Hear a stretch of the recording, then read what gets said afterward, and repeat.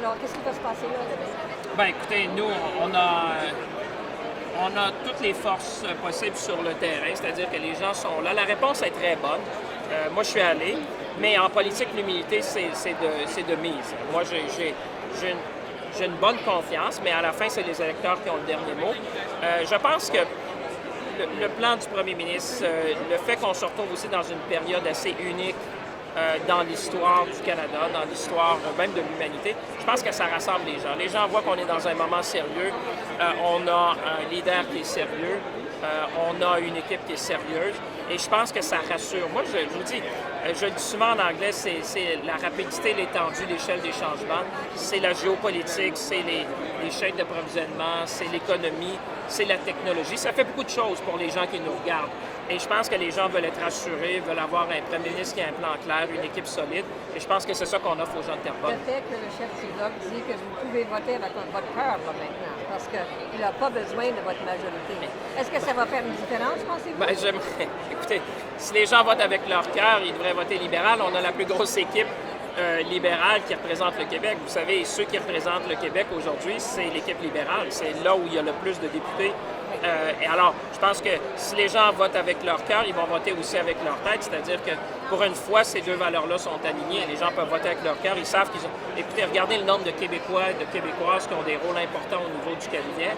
Regardez la députation qu'on a aussi. Moi, je pense qu'on a démontré à maintes reprises qu'on est capable de défendre les intérêts du Québec, le bois d'œuvre, de s'assurer qu'on ait notre part en matière de défense, qu'on soit là pour défendre la culture et la langue. Je pense que les gens de Terrebonne sont capables de faire la part des choses. Vous savez, les slogans, c'est d'hier. Les gens là, à la maison, ils font la part des choses. Ils savent qui est là pour représenter leurs intérêts. Qu'est-ce que vous allez faire avec une majorité? Moi, j'allais dire, on va gouverner avec humilité.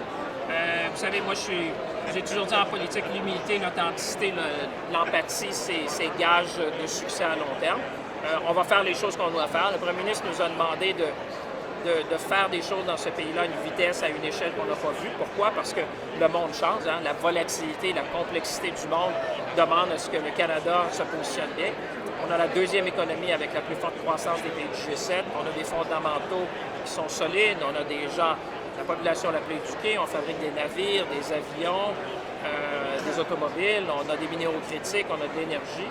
On a accès à 1,5 milliard de consommateurs dans le monde. Vous savez, quand je vais aux rencontres du G7, tout le monde voudrait être à la place du Canada. Là. Alors, et je vais être là la semaine prochaine à Washington. Parlant de dépenses, vous allez dépenser beaucoup. Comment est-ce que vous allez payer pour ça? Il y a du monde qui dit que le TPS doit monter. Est-ce que c'est une idée, ça? Non.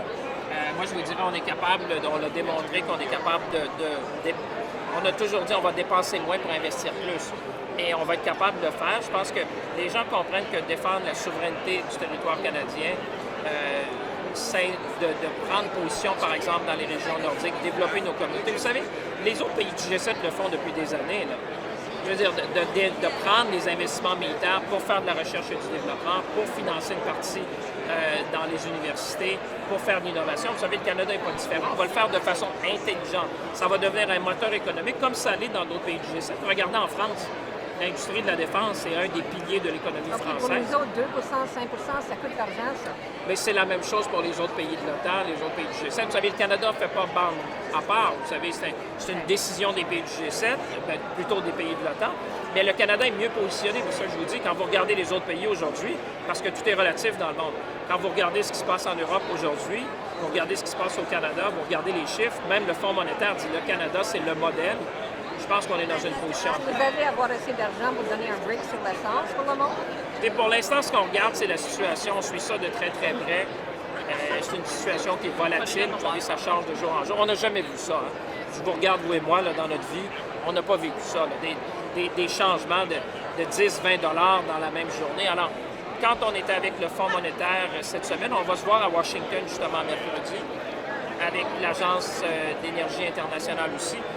On est en train de vraiment, tout le monde se coordonne pour voir ce qu'on veut. C'est évidemment, on veut que le conflit dure le moins longtemps possible.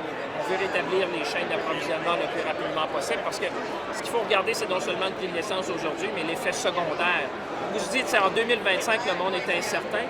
En 2026, le monde est complexe et volatile. Et c'est cette complexité. Oui ou non? Je vous dirais, on n'est pas rendu là. Ce qu'on est en train de faire, c'est de suivre la réalité du marché d'une région à l'autre. Comme je vous dis, hier, c'était une chose. Demain, ça sera autre chose. Aujourd'hui, Peut-être dans l'énoncé économique? et pour l'instant, ce qu'on fait, c'est vraiment de suivre l'évolution du marché. OK, dernière question. Alto, vous savez, il y a tout un problème avec les conservateurs. Ils veulent, il existe un conflit d'intérêts pour vous, puis la fait que votre femme est là. C'est quoi votre réponse là-dessus? Ben, c'est pas ma réponse, c'est celle du commissaire. Le commissaire Qu'est-ce qu'il dit, dit? le commissaire il dit qu'il n'y a aucun risque.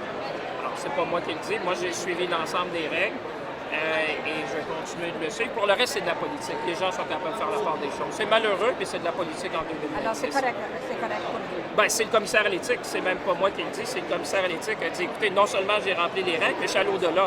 OK. Donc, il a même félicité ce qu'on a fait. Alors, écoutez, c'est pas moi qui le dis, prenez-le du commissaire lui-même.